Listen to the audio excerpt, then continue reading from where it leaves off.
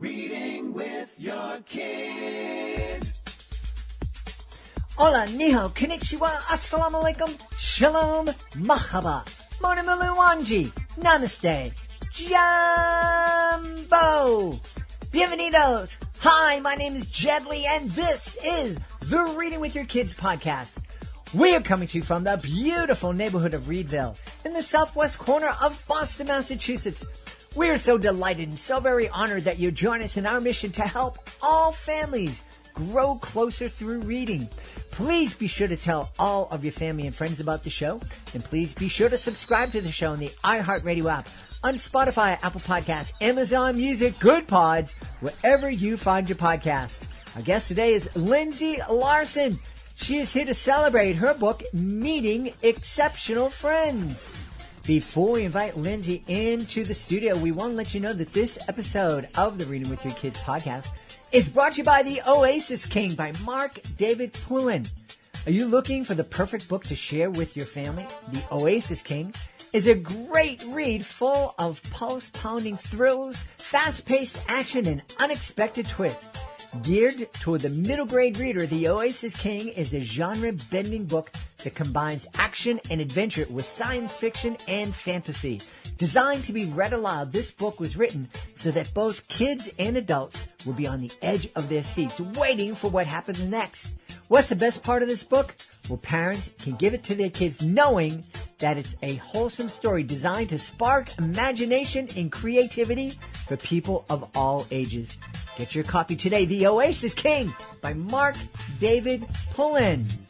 This episode of the podcast is also brought to you by the books by the Toner brothers, Jim and Brad Toner, twin brothers that have created a series of absolutely magnificent books that you and your kids will adore. Not too long ago, we featured Jim and Brad Toner on the podcast. The episode title was An Oasis of Nice, and they've created this wonderful oasis of nice in their toy shop in the Lakes region of the state of New Hampshire. They came on the show because our intern, Anna O'Leary, discovered their shop and discovered their book, The Journey.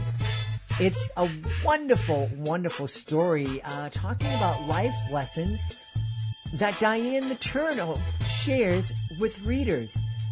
You're going to love the book. You're going to love learning about Jim and Brad Toner. They really are incredible. They have all sorts of great books. Let's Be Nice, Glad He Is Our Dad, Glad She Is Our Mom, A Hobby for Possum, The Story of Diane the Turtle, Vacation with Harry and Grace, Just Be Yourself, The Lake is Calling and I Must Go, The Mountains Are Calling, Glad We Met, A Gift for Kelly, Together, Diane the Turtle, and happy birthday, Diane the Turtle. She turned 50. It's amazing. Check it out today. The books by the Toner brothers, Jim and Brad Toner. You're going to love them. Join us right now from the beautiful state of Colorado. Our guest is here today to celebrate her picture book. It's called Meeting Exceptional Friends. Please welcome to the show the exceptional Lindsey Larson. Hey, Lindsey, how are you? I'm so great. Thank you so much for having me. I'm delighted to have you on, and I have to tell you, I would love to meet exceptional friends. I think I have a few exceptional friends in my life, but there's always room to have some more. That's right. That's right. Exactly. And so what kind of tips can you give us? What kind of tips will we discover as we're reading Meeting Exceptional Friends with our kids? Well, this book does focus on children with disabilities, but the inside of the book never even mentions that word. For this age group, we stuck with the word difference because what we know and what we're teaching our children is that we're all different. And that's the beautiful thing in this world is we all have our wonderful, beautiful differences. And when I wrote this book, it's very personal to me. And I wrote it because I wanted children to know that just like everything else in the world, when we're encouraging children to ask questions, to learn and grow, the same goes for human differences. There's only one way to learn, and that's by asking questions when you're a child. And this book kind of takes you through that. These children are learning and then accepting and playing together. You know, I have mentioned this on the podcast in the past, way, way, way back, probably before you were born, back in 1989. I produced and released a video called Meltdown, The Walls Will Separate. And the video, which is part clown show and magic stage show and musical, along with documentary footage, kind of talks about a program that I was hired to lead. That the goal was to give kids with severe developmental disabilities an opportunity to get into the community and to make friends. It was an initiative from the Commonwealth of Massachusetts, the school that I was working for, which was run by a hospital. I believe the reason they hired me, because I had absolutely no experience doing anything like this, is that they wanted it to fail. They wanted to show that no, these kids belong in a hospital, they belong in special places, and they can't make friends and not going to be accepted. Thankfully, through no fault of my own, we succeeded beyond anybody's expectation, to the point where the hospital tried desperately not to release the video. Wow. And it eventually led to the school being closed down and all the kids being integrated back into their home systems, which was wonderful. Well, wonderful. That is wonderful. Yeah. But it's... And kind of, when you're my age, you realize how recent in history that is. Yeah, I mean, that was right. I think it was 89 was the year that the Americans with Disability Act was passed, or it was the year after, the year before. And we really have come a long way. We haven't come long enough, because we're still talking about it. And we still need books like Meeting Exceptional Friends to encourage kids to be open to developing friendships with kids who have different abilities. Absolutely. Yeah. And also helping parents who are, maybe my age, or grandparents who are reading this book, to maybe realize something that they didn't know. Even my husband, after I wrote the book, he probably doesn't like me saying this over and over, but he said he learned something from reading the book. And I said, great. I want every parent, every grandparent, every teacher to say, oh, wow, I even learned something from this.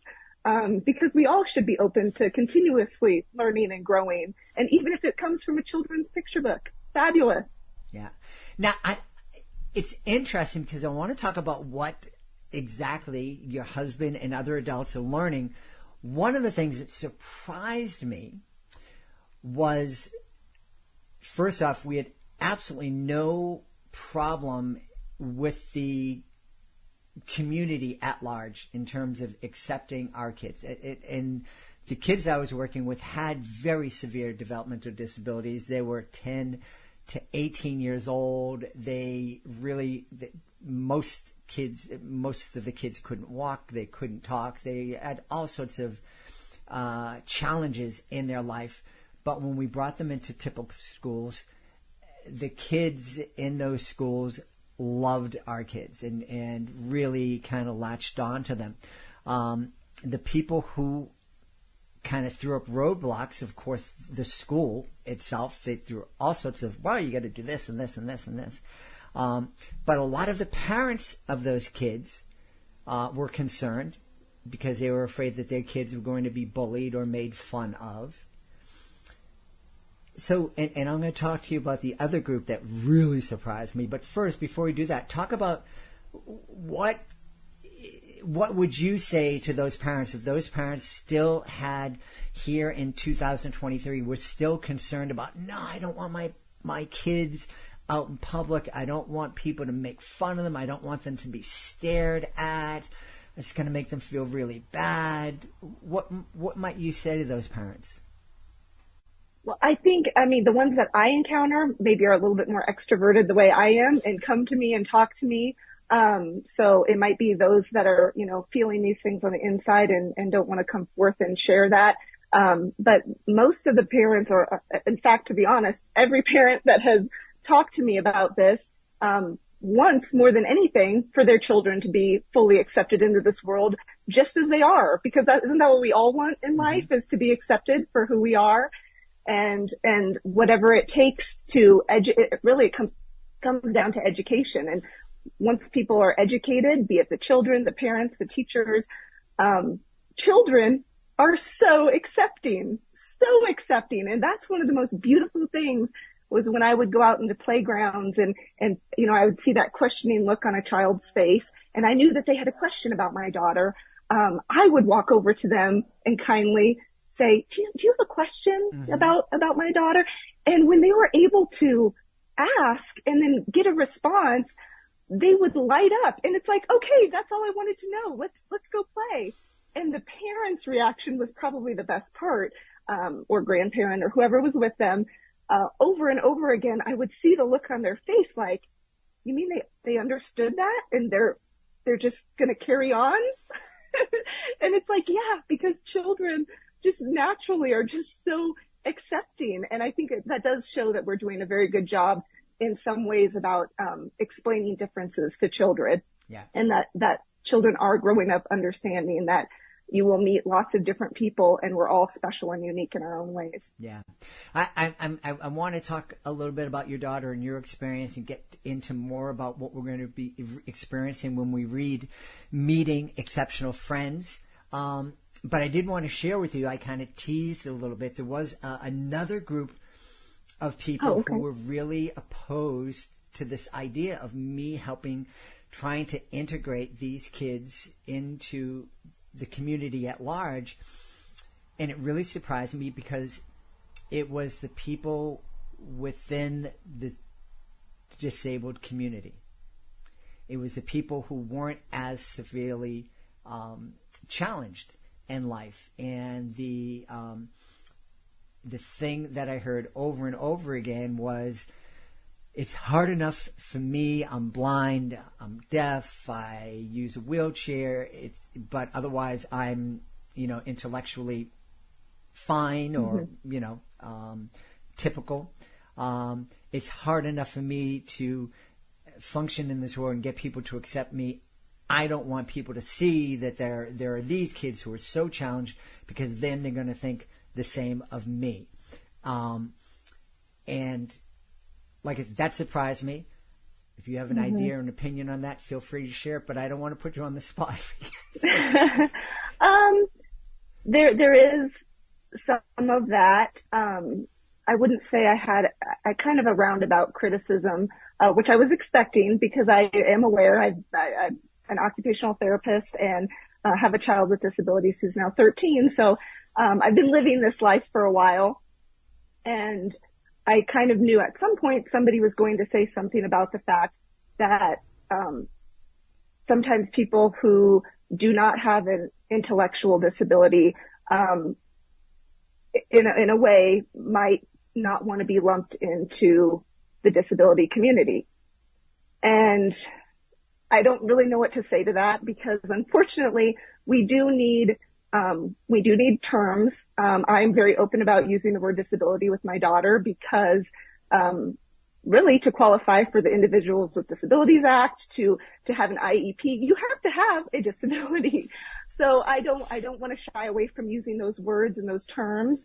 It also makes it hard as a parent when you're trying to look for services for your child, if there aren't those words out there when you're looking for something and looking for a resource. If they don't have those words like disability, I'm not sure what I'm looking for. So we need some of those words to use, but I think it comes back to, we are all completely unique and different, and we shouldn't just see one individual and assume somebody with the same diagnosis has the same abilities or disabilities, whatever you want to say, as someone else. We are all unique and different. And that's why I actually think asking questions is important, because you won't know unless you ask. Like in the book, one of the children does ask if the child can speak, because she notices the dad is responding Well, it turns out that little boy cannot speak. But that doesn't mean he doesn't want to interact with his friends. Mm-hmm. But it took her asking that question to know the answer and to know how to proceed forward. Yeah. One of the things that we celebrated and actually were able to demonstrate in Meltdown is that our kids who couldn't speak, and they didn't have the fine motor skills to do sign language or to use, at that time, very primitive computers to, kind of touch to talk situation. Mm-hmm. They were able to communicate with their eyes and with their smile. And that was one of the things that the quote-unquote typical kids picked up on really, really quickly. And they were able to develop that communication with our kids so easily and so naturally. It was incredible, and I'm sure that that's something that you experienced too.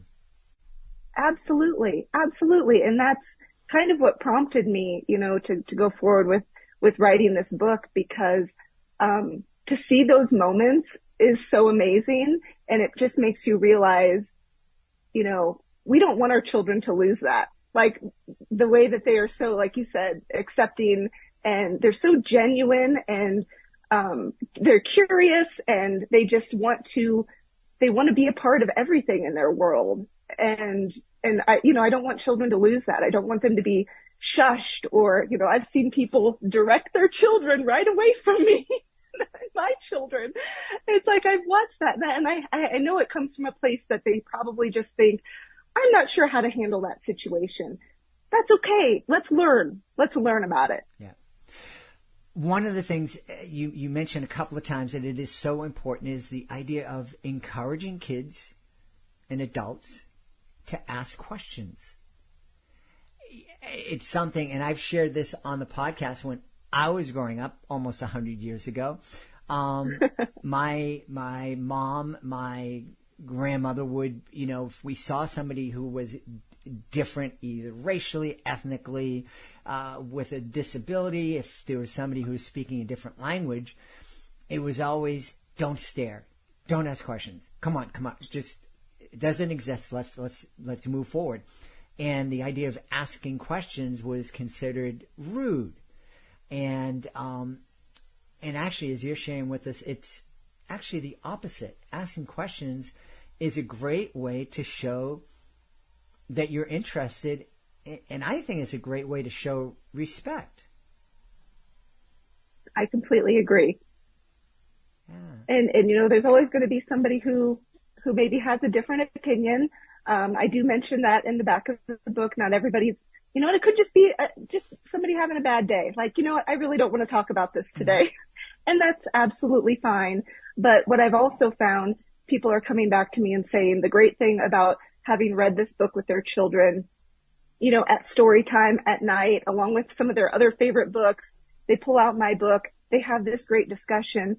Now they've gone out into the world and they're doing something, maybe they're at the zoo or at the park or something, and now their child will just kind of turn to them and say something to the effect of, Mom, remember we read that book about the kids that are different? And they'll just talk to their parent about it. It doesn't mean necessarily that they have to, you don't need to go up to every single person and ask them, but it brings that conversation about, and that parent and that child can simply have another quick discussion about, yes, exactly. And what was one of the things that made you different, sweetie? And have that conversation again. And you've brought it now into the real world. You've taken what was a story that you read together at night, and now you've applied it to the real world. And those moments really stick with children. Yeah. They really do. Yeah. As you were speaking, one of the things that occurred to me is that I think, we talk about how important it is and how wonderful it is that books can serve to be mirrors, windows, and sliding glass doors, helping kids to be able to see themselves portrayed in the pages mm-hmm. of books, helping kids see others and get a glimpse into the lives of others, and giving kids a chance to come together and interact with people from different cultures, different abilities. I'm thinking that meeting exceptional friends, having these conversations with our kids can actually empower kids. Empower our kids because, we hear about all these kids who are experiencing all this anxiety in the world. And I know a lot of the anxiety comes from the idea that, I'm not going to be accepted. I'm different. People aren't going to love me. And we sit down and we talk to our kids about the beauty that everybody can be your friend, no matter what language they speak, what racial group they may be from what ethnicity, what ability level they are. Understanding that all these other people are people and can be our friends can also remind kids that, I'm a person and I'm worthy and I can be friends with others too. Yeah, absolutely. I love that. Yeah. I really do. Yeah. So real quick, typically this is the first question I ask, and we got involved in conversation, really important conversation, I think, very early. But we didn't talk very much about the story we're going to experience when we read Meeting Exceptional Friends. So tell us who's in the story and kind of what happens. Okay. Well, really, I designed this book to kind of be an educational tool, if you will.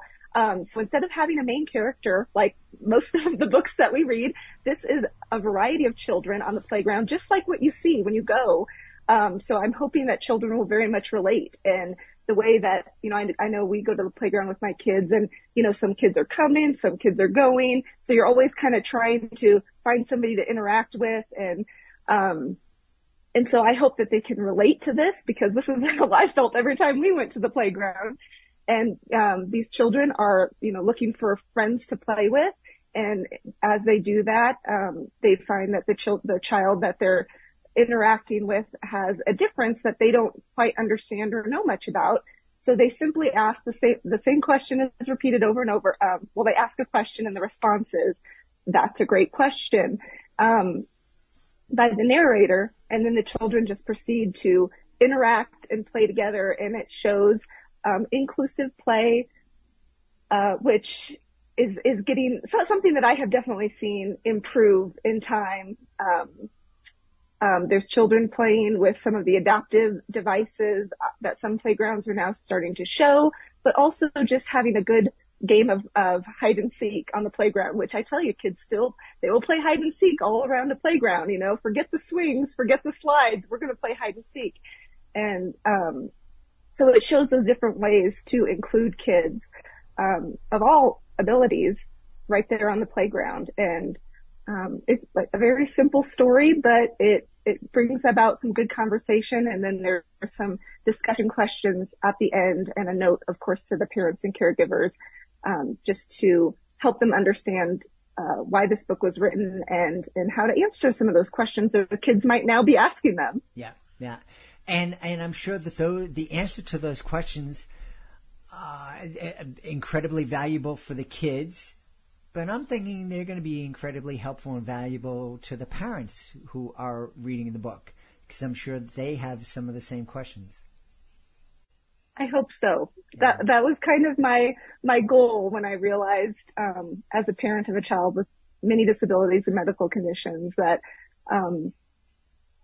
it's not just the children that need to be educated, because again, if it's just the children, then we're going to have those situations with the shushing of the parents, and they need to be on board with this as well and be ready and prepared. And I hope this book can help with that. Yeah.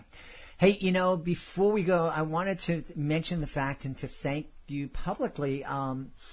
Lindsey's family is a military family. So in addition to dealing with the challenges of raising a kid with special needs and differences, Lindsey's family is also serving our nation. And I say that because I think it's really important for us to understand that military families are serving. It might just be one spouse that is actually in the military, but the entire family is serving.